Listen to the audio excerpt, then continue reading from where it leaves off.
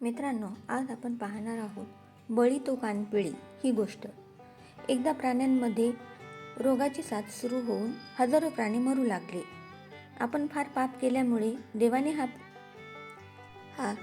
कोप केला आहे असे सर्व प्राण्यांना वाटून त्यांनी आपली वाईट कृत्ये कबूल करायचे ठरवले व जो सर्वात मोठा अपराधी ठरेल त्यांनी देवाच्या कोपाला शांत करण्यासाठी बळी जावे असे ठरल्यावेळी सगळेजण हजर झाले व न्यायाधीशाच्या जागी एकमताने कोल्ह्याची निवड केली गेली.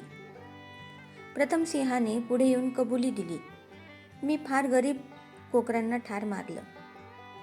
एवढंच नव्हे तर फार भूक लागल्याने एका धनगरालाही ठार मारून खाल्लं. त्यावर न्यायाधीश महाराज मोठ्या गंभीरतेने म्हणाले, एखाद्या सामान्य प्राण्याने अशा गोष्टी केल्या असत्या तर नक्कीच मोठा अपराध ठरला असता. पण महाराजांना इतरांपेक्षा जास्त सवलती असतात.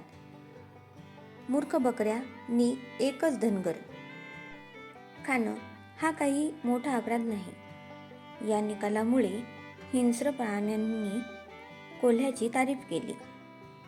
यानंतर वाघ, चित्ता, अस्वल वगैरे प्राण्यांनी आपापल्या कबुली दिल्या व कोल्ह्याने वरीलप्रमाणे निकाल दिला.